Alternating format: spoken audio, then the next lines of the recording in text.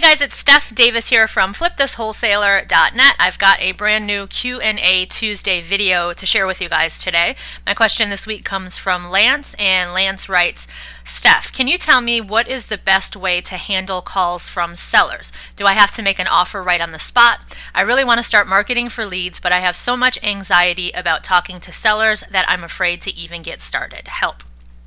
All right, Lance, that is a great question, and this is a common question and a common fear that many wholesalers have when they are just starting out. I know when I was just getting started, I was absolutely terrified to talk to sellers. I didn't know what to say. I didn't know how to handle the calls, and in fact, for the first maybe month or two, I would spend I only had a tiny marketing budget, maybe $100 or $200 at the most. So I would put that into direct mail, postcards and letters. I would send the mail out, and then when the calls would come in, I was too afraid to answer the phone, so I would let them go to voicemail, and I just never called the people back. So I did that for a month or two, and finally realized, look, I'm putting the money into this. I'm going to have to get over this fear and just force myself to make the calls, which I eventually did. So I just want to point out to you, Lance, and to anyone else who has similar feelings, it's normal to be nervous when it comes to talking to sellers, going on appointments.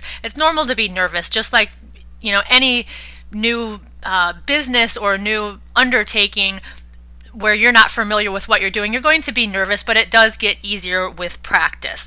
The more phone calls that you make, the more sellers you talk to, the more appointments that you go on, it just gets easier and easier until it will get to the point where it's like second nature to you, like tying your shoes. So just keep that in mind.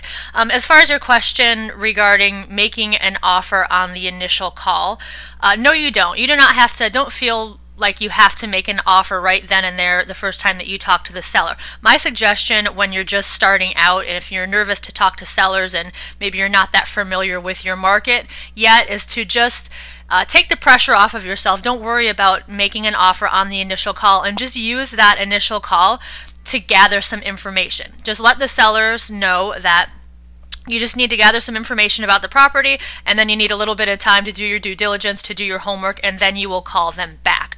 I found that when I was starting out, that is the way that I handled the calls, and it just took the pressure off of me. So I could just basically go down a list of questions, get the information from the seller, and then go do my due diligence.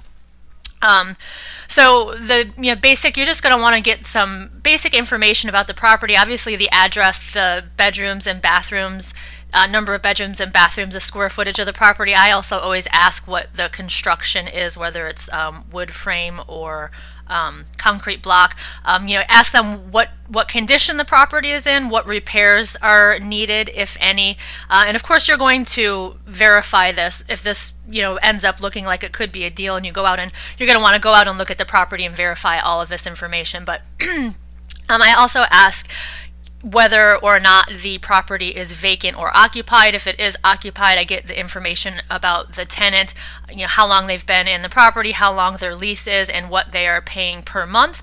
Another really important question that a lot of people when they're starting out overlook is, why are they selling and how fast do they want to sell? And the reason why this is an important question is because, as you know, wholesaling, the lifeblood of a wholesaling business is motivated sellers. That's what you're looking for. You're looking for motivated sellers, because that's where you're going to get deals. And finding out the reason why they are selling many times will give you pretty good insight into what their level of motivation is. For example, sometimes you'll have someone say, when you ask them, can I ask you why you're selling? And they'll say, well, I just got your postcard. I don't even need to sell. I just wanted to find out how much you would offer. So in that case, that's probably not going to be someone who is too motivated. Whereas on the other hand, for example, I probably talked to 100 maybe unmotivated sellers when I was just starting out, before I was starting to think that they didn't exist, because I talked to so many people that were just totally not motivated. I remember still the very first motivated seller that I talked to. She was her mother had gotten sick, and her mother moved in with her, and she took care of her mom. Her mom had cancer. She took care of her mom for, I think it was a year and a half or 2 years, and her mom eventually passed away in the home. And when I had sent this woman a postcard, and she called me, and I just remember saying, okay, now I understand what a motivated seller is. I mean, she wanted nothing more in the entire world than to get rid of this property. She was willing to let it go at a very low price. That actually ended up being my very first deal. But you can learn a lot by asking why the seller is selling and how quickly they need to sell. That can give you very good insight into their level of motivation. So asking price, that might seem kind of obvious, but you want to find out what they are asking for the property, because just like the reason for selling, that can be a sign of motivation. If someone has a property that's worth $100,000 and they are asking $100,000, typically that's not going to be a motivated seller.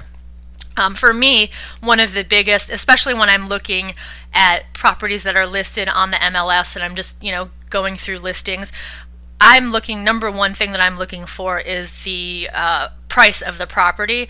If it's already priced below market value, that to me signals some sort of motivation. So you want to find out what they're asking for the property, their mortgage balance. Excuse me. Sometimes some folks will be put off by when you ask them what they owe on the property. So I usually save this question till close to the end. And I don't come right out and say, what is your mortgage balance? I say something like, do you have any idea, ballpark, what is owed?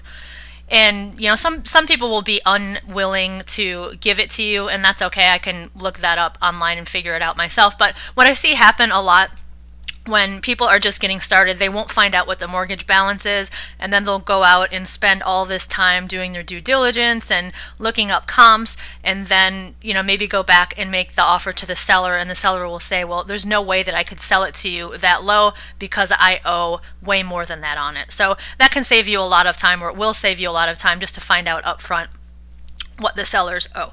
And then I always ask if there's anything else I need to know. You run into all different types of situations when you are in this business. So I ask, is there anything else that I need to know? Maybe the property is in probate and the heirs are arguing over the price, or maybe, who knows? Like I said, there are all different types of situations that you will run into. So once you gather all of the information, like I said, just let them know that you're going to do your due diligence and give them a call back. Now you want to try and call them back in a timely manner, especially if you're dealing with a motivated seller. When people get to the point where they're just done and they just want to get rid of the property and they're ready to be done with it, if you're taking days or a week to get back to them, chances are they're going to pick up their phone and they're going to call someone else, and another investor or another wholesaler might beat you to the punch. So you want to do this as quickly as you can. But once you get all of the information from the seller, you're going to do your due diligence. You want to check the recent comps, the recent sales in that area where their property is. And I look at the recent, not only the retail sales of similar homes, but also, and for me more importantly, I look at the investor sales, the investor comps, which are typically, or what they're going to be, the low values in a neighborhood, especially if I'm in an area that I'm not that familiar with. If it's in an area that I'm familiar with, I usually know, right off the bat, I don't even have to do any research. I know what I would need to get the property at. But if it's in an area that I'm not familiar with, when I look at the comps, I really focus on the low comps or the investor comps, because to me, that is the easiest way to see what investors are paying for similar properties in the neighborhood. So you want to take a look at the recent comps, the recent similar sales, both on the investor and the retail side. And what I suggest you do when you're just getting started, and this helped me out tremendously when I was starting out and I had no idea I didn't know my market at all. I didn't know what prices I would need to get properties under contract for them to be a good deal. So I would, pull up comps on the MLS or Zillow or whatever I was using at the time, and, just looking at the values many times can be confusing. If you're just looking at values on a computer screen, sometimes are all over the board, and it's kind of hard to figure out, why did this property sell for this much and why did this property sell for this much. So what I would always do, and I still do this if I'm going into an area that I'm not that familiar with, is not only will I look at the comps on my computer or phone, but I will then go out and drive the area, and I'll drive by not only the subject property, the property that I'm looking at, but also all of the recent retail and investor comps. And the reason I do this is because it'll make the numbers will make a lot more sense once you actually go out into the area and drive through the neighborhood. You know, sometimes you'll see a comparable sale maybe that sold for $150,000, and then two blocks over that sold for $300,000, and you're thinking to yourself, well, why in the heck? What's the difference in values? It's hard to tell just looking at a computer screen, but when you go out into the neighborhood, it starts to make more sense. You know, maybe the house, well, probably the house that sold for $300,000 is on a nicer block, and values can vary tremendously just from block to block, and it's hard to tell why just looking at comps on your computer. So my suggestion is to go out into the neighborhood and actually, you know, drive by the comps, and it'll help you get to know the area better and understand why certain properties are selling for lower or higher. So if after you have run the comps and studied the comps and gone out into the neighborhood and driven by the subject property and the recent sales, if you're still confused as to what you should be offering the seller, some other options would be, if you have a mentor. This is why having a mentor in wholesaling is great. I have students all over the country, and I tell them, when the sellers start calling, just get the information from them and send it to me, and I will do some research and tell you what to offer. If you don't have that available to you, one thing that I utilized a lot when I was just starting out, I did a ton of networking with other wholesalers in my market and with buyers. I was always working on building my buyers list. So if I was unsure, I would call other wholesalers and I would call my buyers and say, I wouldn't give them the exact property address, but I would just say, I'm negotiating a deal on such and such a street. It's 2-bedroom, 2-bath, this many square feet. It's in decent condition.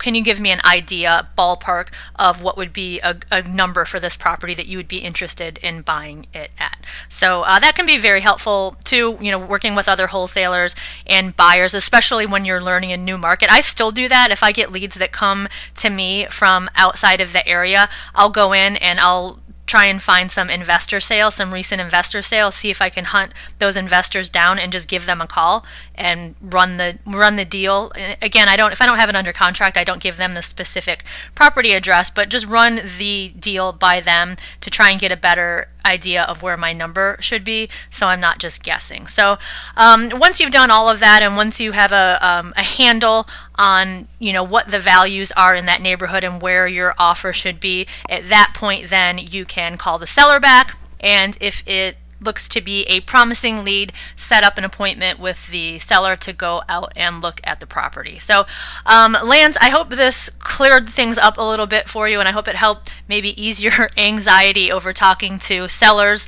a little bit. I know it can be nerve-wracking when you're just starting out. Like I mentioned in the beginning of the video, I was scared too, but I just made myself do it. And like I mentioned previously, it does get better the more you practice. It gets easier and easier with each seller that you talk to. So anyway, I hope this helps some of you guys out there. If you have any questions or comments, you can leave them on my blog at flipthiswholesaler.net. If you're watching this on YouTube, I do have comments disabled over here, but you can head over to flipthiswholesaler.net. Feel free to leave a comment or question if you have one. That's all I have for today. I will see you guys next time. Have a fabulous afternoon. Bye-bye.